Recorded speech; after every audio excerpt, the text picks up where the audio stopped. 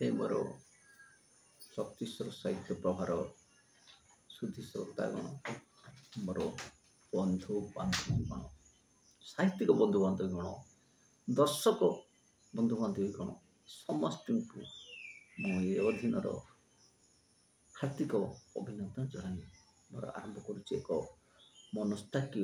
मनस्तात्विक जीवनधर्मी कविता। यह एक नीति कविता, यह एक गाथा कविता। जीवनधर्मी कविता शीर्षक हे नाट्यकर छुट्टी मो मंजूर करो।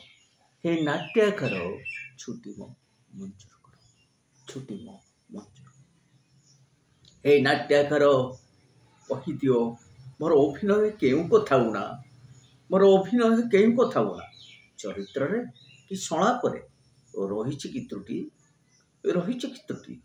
एमिति भी होई पारे संलाप क्षेपण रे चढ़ा उतरा सिक्वेन्स रे कि हो जाइछि भाव कथा ठाटी, भाव कथा ठाटी कि विषय वस्तुर क्रीम थीम पाएनि त्रुटिर ठिकଣା। हुए मु बाट बण थमुची अनाबना वरण, हेले तुमे काहि पाहि मन कराउना। हे नाट्यकार कहि दियो ठिकଣା, कहि दियो ठिकଣା। आश्रा लोड़ई तुमर हो हेले पाउनी तुमर साक्षात हो जाई ठिकଣା।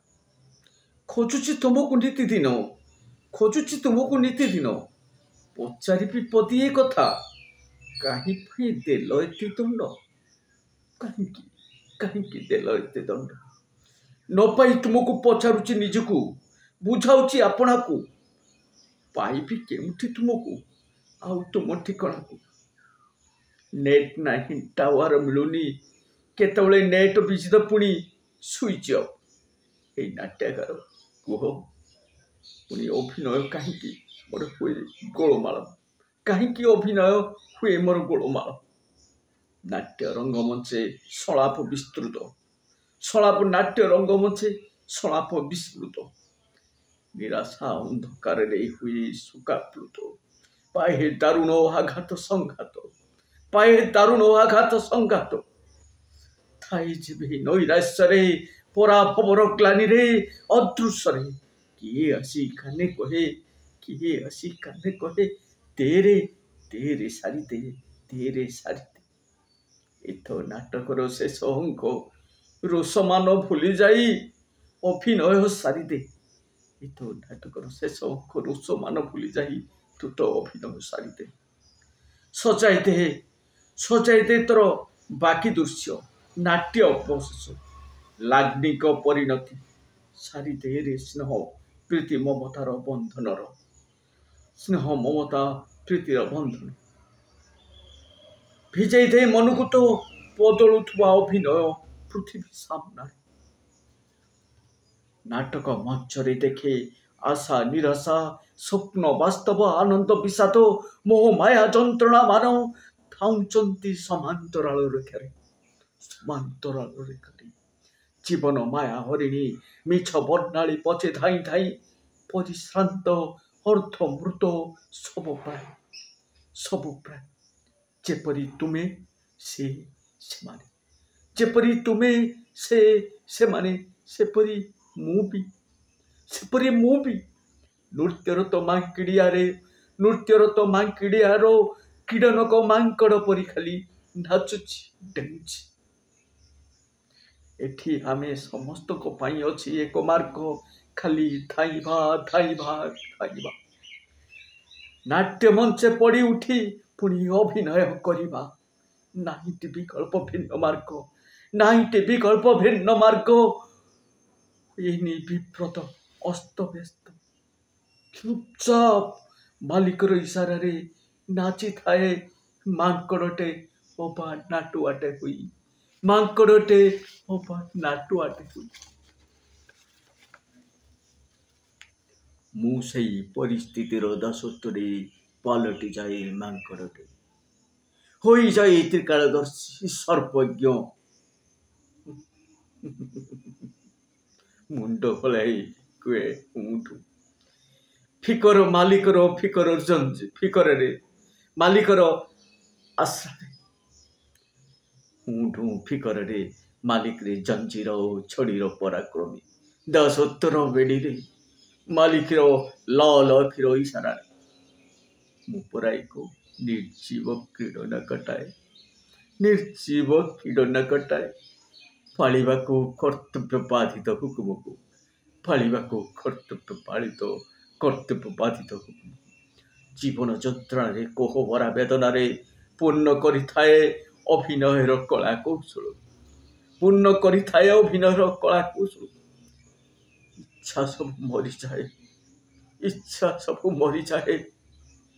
ଯାହା ଥିଲା ଭେଟିବାକୁ ଅଦୃଶ୍ୟ ଜଗତକୁ, ଅଦୃଶ୍ୟ ଜଗତ ମହାଶୂନ୍ୟରେ ପେ ସେ ପୁଣି ଚନ୍ଦ୍ରପୃଷ୍ଠ କିମ୍ବା ପ୍ରତ୍ୟାଶିତ ମଙ୍ଗଳ ଗ୍ରହକୁ ପଛରୁ ଟାଣି ଦିଅନ୍ତି ନାଟକର ଦାୟିତ୍ୱବୋଧ ଚରିତ୍ରମାନେ, ପଛରୁ ଟାଣି ଦିଅନ୍ତି ନାଟକର ଦାୟିତ୍ୱବୋଧ ଚରିତ୍ରମାନେ। ମହାଶକ୍ତ ଲାଳସାମାନେ ବାଧ୍ୟ କରନ୍ତି ଶ୍ରୁତିମାନଙ୍କୁ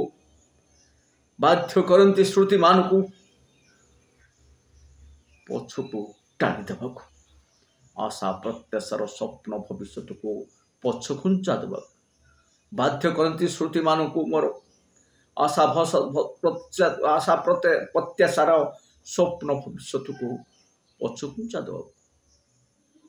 ଭାଲୁକୁ ପାଚିଲା ପଣସ ପରି ଲାଳସାର ଢେଉରେ ମାୟା ମୋହର ଅର୍ଜନରେ ନୀରବତାର ଅହଙ୍କାର ମାନିନିଏ ମୋହଗ୍ରସ୍ତ ଅନ୍ଧକାର। ପୁଣି ପଡ଼ି ରହେ କିଛି କାଳ ଉନ୍ନୀତ ସମ୍ବିତ ହରାଇ। ଯେତେବେଳେ ଜ୍ଞାନ ନେତ୍ର ଖୋଲିଯାଏ ଜାଗରକୁ ହିଁ ପଚାରେ ମୁଁ ମାଲିକ ନାଟକର ଚରିତ୍ର ନାୟକ ଜୀବନ। କୁହ ତୁମେ କଣ ଦେଲ ମତେ? ନାଟକର ଚରିତ୍ର ମୁଖ୍ୟ ନାଟ୍ୟକରକୁ ପଚାରେ ମୁଁ। କୁହ ତୁମେ କଣ ଦେଲ ମତେ? କଣ ପାଇଲି ମୁଁ? ଏଇ ବିଚିତ୍ର ନାଟ୍ୟ ରଙ୍ଗମଞ୍ଚରେ ରଙ୍ଗ ଭଳି ଅଭିନୟ ମଧ୍ୟରେ ପାଲଟି ଗଲି ବହୁତ ଚୋକରଟାଏ, ନହିଲେ ଜଞ୍ଜିର ପିନ୍ଧା ମାଙ୍କଡ଼ଟାଏ। ଯେଉଁ ଚରିତ୍ରଟାଏ ମିଳିଲା ତାକୁ ସମ୍ଭାଳୁ ରାତି ପାହିଗଲା। ହେ ନାଟ୍ୟକାର, ଏ ରଙ୍ଗବୋଳା ଅଭିନୟ ସରିବ କେବେ? କେତେ ଦିନ ମାଙ୍କଡ଼ ହୋଇ ନାଚିବି, ନା ଜୋକର ହୋଇ ହସିବି ନା ହସାଇବି? ଏମିତି ପ୍ରହସନ ଆଉ କେତେ ଦିନ? ଥକି ପଡ଼ିଲିଣି ପରା। ପାଦ ମୋର ଅବଶ, ମୁଁ ପରିଶ୍ରାନ୍ତ ଶାନ୍ତକାନ୍ତ। କୁହ ଏ ବିଶ୍ୱନାଟ୍ୟକାର, ଏବେ ତ ମୋ ଛୁଟି ଆବେଦନ ମଞ୍ଜୁର କର।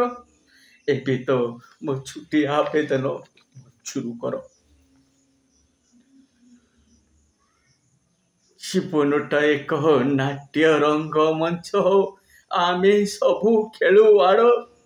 ରଙ୍ଗ ଭଳି ନାଚି ଅଭିନୟ ଶେଷେ ଯିବା ଛାଡ଼ି ହେଇ ନିଡ଼। ନଥିବ ସଂଳାପ ଭାବର ଆଳାପ, ଆୟୁରଭିପ୍ରତି ଚିରେ।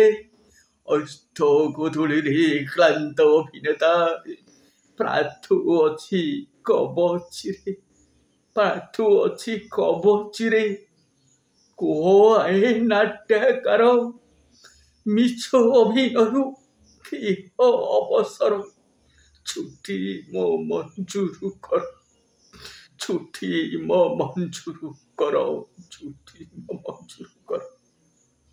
ହେ ଈଶ୍ୱର, ଅଧୀନରେ ଦୟା କର। ହେ ନାଟ୍ୟକାର, ଛୁଟି ମୋ ମଞ୍ଜୁର କର।